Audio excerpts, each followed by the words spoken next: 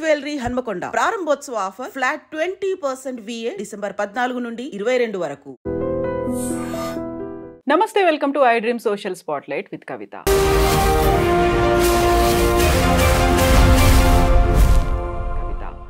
Pushpa 2 release సందర్భంగా సంధ్యా థియేటర్లో జరిగినటువంటి ఇన్సిడెంట్ తర్వాత బోల్డ్ అన్ని ఎపిసోడ్స్ మన ముందు కనిపిస్తున్నాయి. ఫస్ట్ అల్లు అర్జున్ అరెస్ట్, ఆ తర్వాత మధ్యంతర బెయిల్పై విడుదలైన తర్వాత 2 లెటర్లు సోషల్ మీడియాలో తిరుగుతున్నాయి. ఒకటి, మేము పర్మిషన్ అడిగాము అనేది PR టీం నుంచి వచ్చింది. అయితే పోలీసులు మేము హీరోయిన్లని VIPలని రావద్దన్నాము అనేటువంటి లెటర్ ఇప్పుడు ఎందుకు తిరుగుతున్నాయి? ఆ తర్వాత మళ్ళీ అల్లు అర్జున్ బెయిల్ రద్దు అవుతుంది, ఆయన్ని మళ్ళీ అరెస్ట్ చేస్తారనే వార్తలతో పాటుగా చిత్ర పరిశ్రమ తరలిపోతుంది అనేటువంటి వార్తలు కూడా ఎందుకు వినిపిస్తున్నాయి? మనతో పాటుగా ఉన్నారు senior journalist, film critic Bharadwaja గారు. సార్ నమస్తే.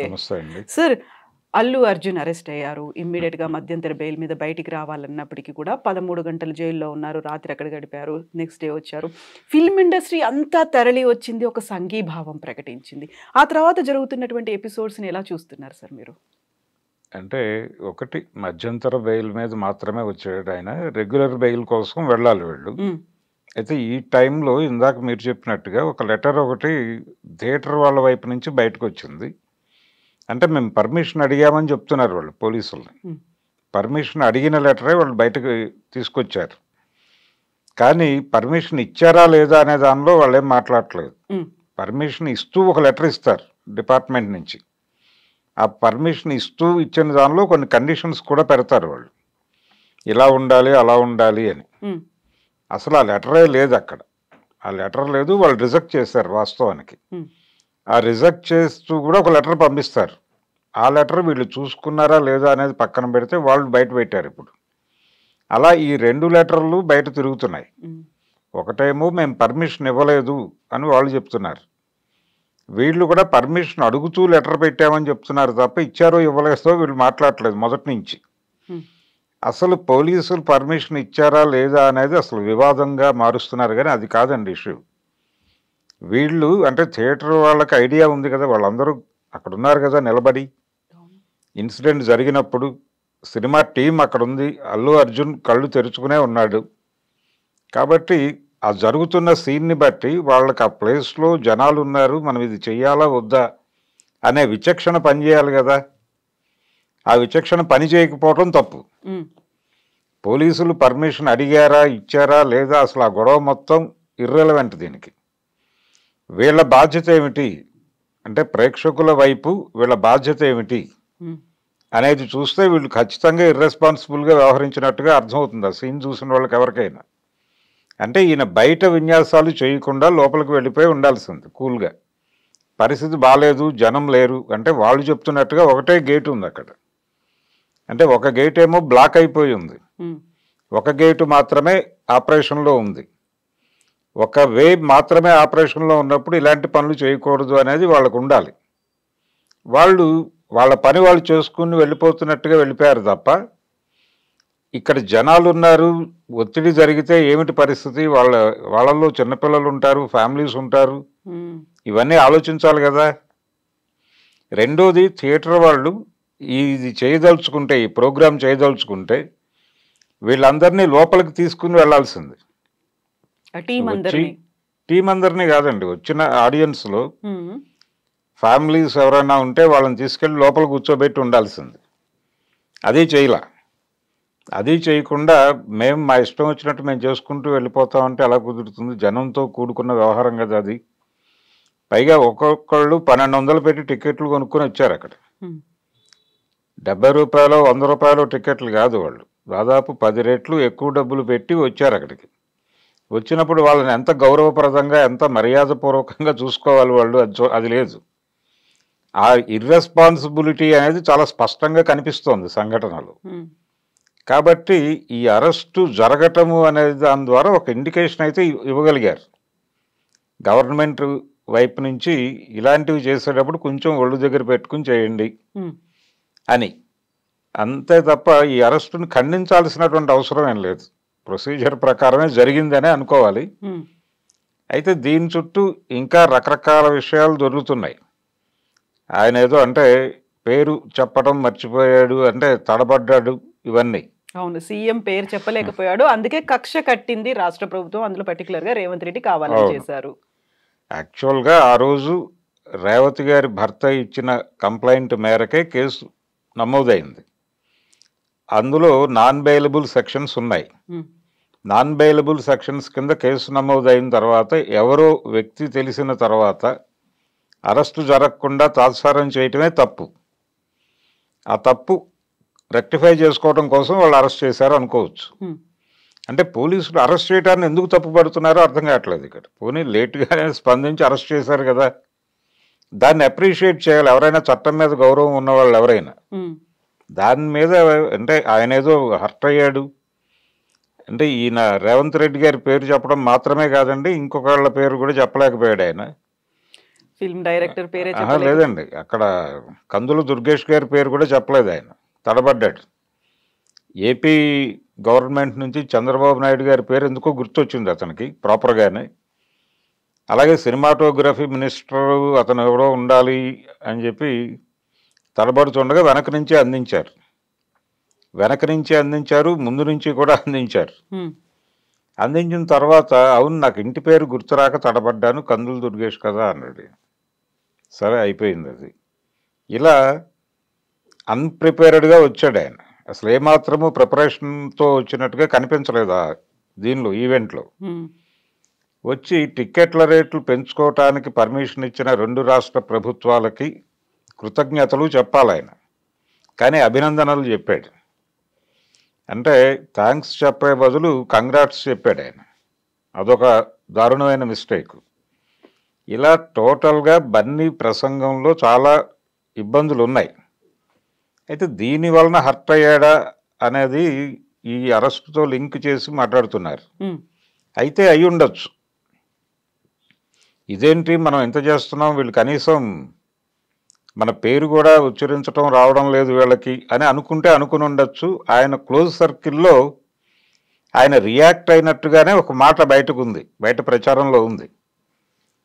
అంటే ఆయన దృష్టికి తీసుకెళ్లారు ఆ వీడియో చూపిస్తే అరే మనం ఎంత చేస్తున్నాం, వీళ్ళేంటి మన పేర్లు చెప్పడానికి కూడా ఇబ్బంది పడుతున్నారు అనే మాట ఆయన నోట్లోంచి వచ్చింది అనే మాట సర్క్యులేషన్లో ఉంది బయట. అయినప్పటికీ ఇవన్నీ పక్కన పెట్టి అక్కడ ఒక మనిషి చనిపోయింది, అరెస్టు జరిగింది, జరిగిన సంఘటనలో మా తప్పు కూడా ఉంది అనేది ఎందుకు అడ్మిట్ చేయట్లేదు? యూనిట్ కావచ్చు, అల్లు అర్జున్ కావచ్చు, ఎంతసేపు తప్పు పోలీసుల మీదకి నెట్టేసే ప్రయత్నం చేస్తున్నారు తప్ప, లేకపోతే జనం వచ్చినప్పుడు ఇలాంటివి జరుగుతాయి అని చెప్తున్నారు తప్ప, అక్కడ జరిగిన సంఘటనలో మా వైపు నుంచి కూడా ఏవైనా పొరపాట్లు దొర్లుండొచ్చు, అందుకు సారీ చెప్తున్నామని ఒక్క మాట ఎందుకు అనడం లేదు అనేది ఒకటి. రెండోది, ఎందుకు కనీసం ఆ పిల్లవాడిని చూడటానికి కూడా ఆయన హాస్పిటల్కి వెళ్ళలేదు. దీంతో పాటు ఆనంద్ గారు వెళ్ళి పరామర్శించి వచ్చాడు నిన్న, పోలీస్ ఆఫీసర్ వెళ్ళి మాట్లాడాడు అక్కడ బయటకు వచ్చి. అంటే ప్రస్తుతం అతనికి జరుగుతున్న చికిత్స అంతా కూడా ప్రభుత్వం ఖర్చుతోనే జరుగుతున్నట్టుగా ఆయన చెప్పాడు. మరి వీళ్ళు మేమే చేస్తున్నాము అనే మాట పదే మాట్లాడారు.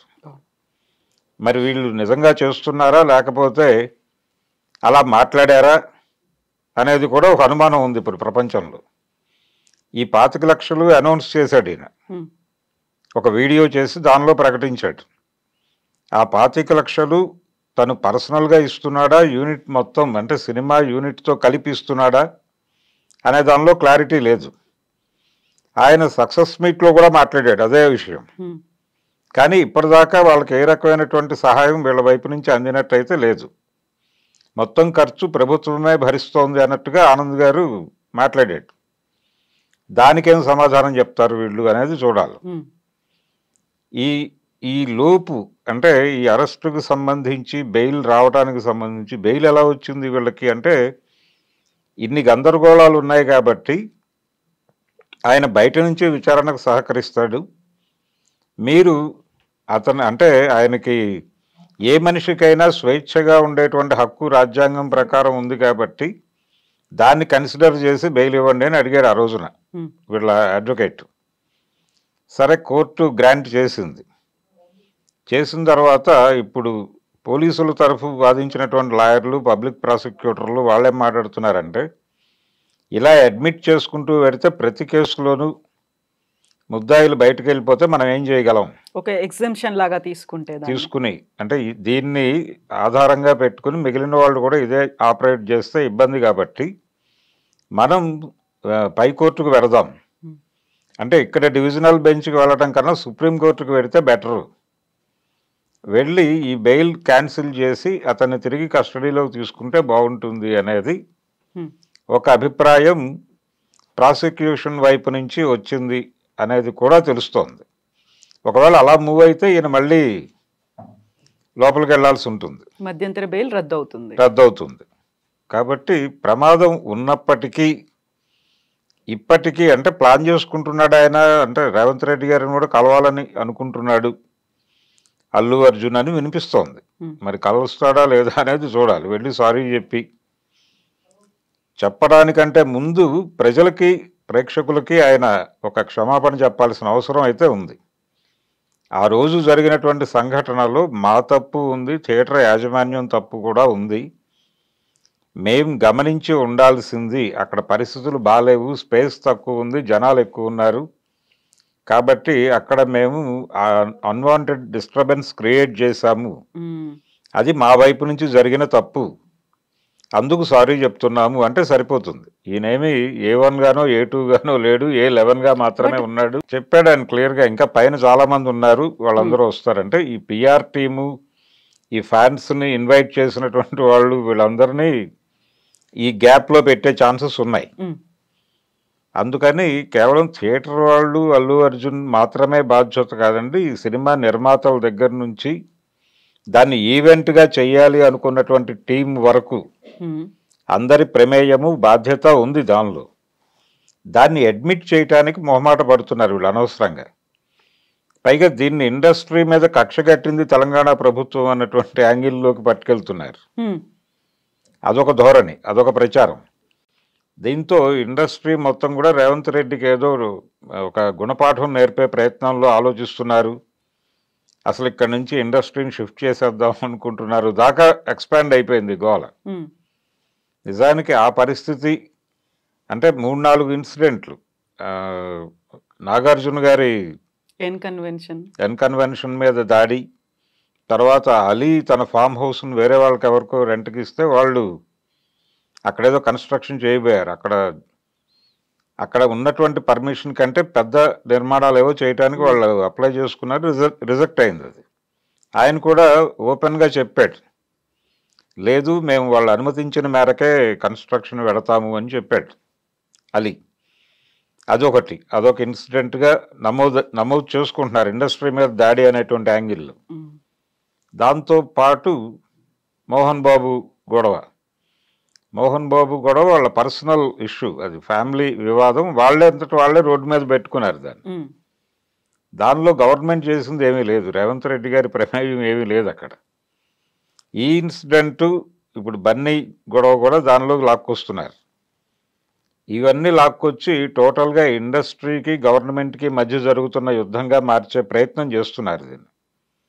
అలా చూడాల్సినటువంటి అవసరం లేదు. ఇండస్ట్రీ ఇక్కడి నుంచి వెళ్ళిపోతుంది అని మాట్లాడుతున్నారు, కానీ వెళ్ళే పరిస్థితి డెఫినెట్గా ఉండదు. ఎందుకంటే వీళ్ళకి హైదరాబాద్ నుంచి వెళ్ళిపోవటం అంత ఈజీ ఏం కాదు. అక్కడ ఇంకా ఏమీ తలుపులు తెరవలేదు, తలుపులు తెరిచినా వెళ్ళటం కష్టమే. ఇక్కడ ఎస్టాబ్లిష్మెంట్ ఉంది వీళ్ళకి. అంటే మెడ్రాస్ నుంచి హైదరాబాద్కు షిఫ్ట్ అవడానికి దాదాపు 35 ఏళ్ళు పట్టింది. నాగేశ్వరరావు గారు షిఫ్ట్ అయిన తర్వాత కూడా 35 ఏళ్ళు పట్టింది. కాబట్టి ఆ ఇన్ఫ్రాస్ట్రక్చరు, వ్యవహారం ఇవన్నీ ఉంటే తప్ప కుదిరే పని కాదు ఇది. ఒకవేళ వెళ్ళిపోయినా మంచిదే. నా అభిప్రాయం ప్రకారం ఆంధ్ర ఇండస్ట్రీ ఆంధ్రాలో ఉండి తెలంగాణ పరిశ్రమ, నిజానికి తెలంగాణ సినిమా అనేటువంటి ఒక మాట దొర్లింది ఆ రోజుల్లో ఉద్యమ కాలంలో. ఆ తర్వాత ఆ నినాదం వెళ్ళిపోయింది. రామోజీ ఫిలిం సిటీని 1000 నాగళ్లతో దున్నిస్తానన్నాడు ఆయన, 1,00,000 నాగళ్లతో. ఆ 1,00,000 నాగళ్ల నినాదం వెళ్ళిపోయింది వెనక్కి. తర్వాత రాచకొండలో ఒక ఫిలిం సిటీ నిర్మిస్తాను తెలంగాణ సినిమా కోసం అని చెప్పాడు కేసీఆర్ గారు, అది అవలేదు. ఇవన్నీ పక్కకి వెళ్ళిపోయి వాళ్ళు కలిసిపోయారు వీళ్ళతో. కలిసిపోయి ఇక్కడ ఉన్నటువంటి ఫిలిం ఛాంబర్ ఆంధ్ర ఫిలిం ఛాంబర్గా వర్క్ చేస్తోంది. దీనికి ప్యారలల్గా తెలంగాణ ఫిలిం ఛాంబర్ అని ఇంకోటి ఉంది.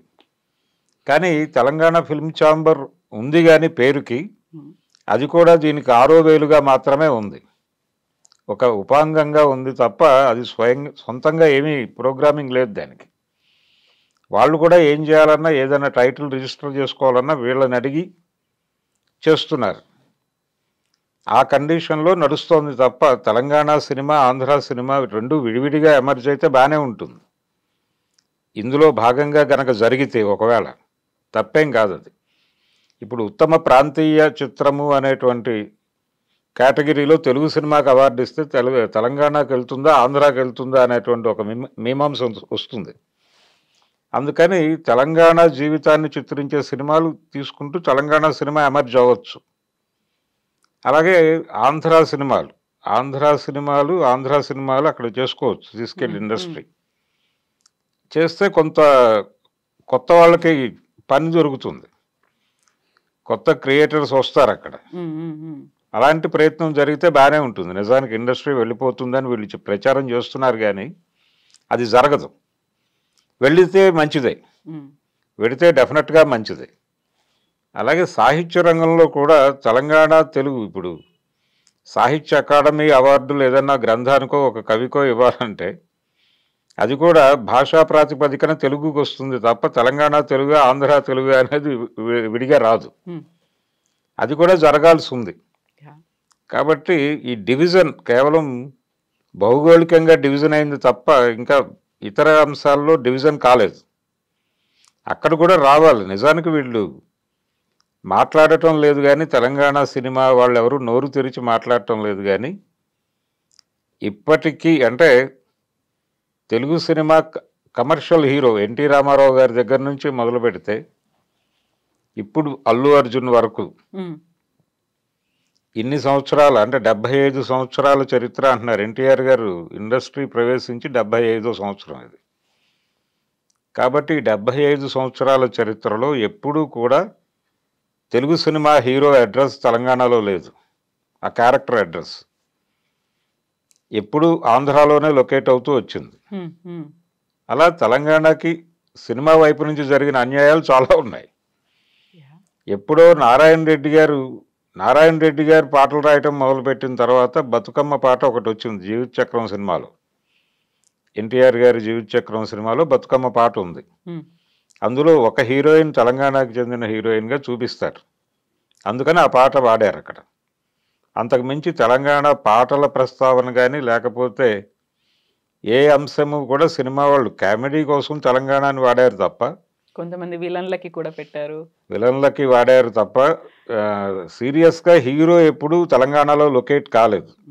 ఇవి కొంచెం మాట్లాడి వీళ్ళు తెలంగాణ సినిమాని ఎమర్జ్ చేసుకోవడానికి ఈ ఘర్షణని వాడుకుంటే బాగానే ఉంటుంది. కానీ అంత కాన్షియస్గా ఉన్నారా అనేది అనుమానమే.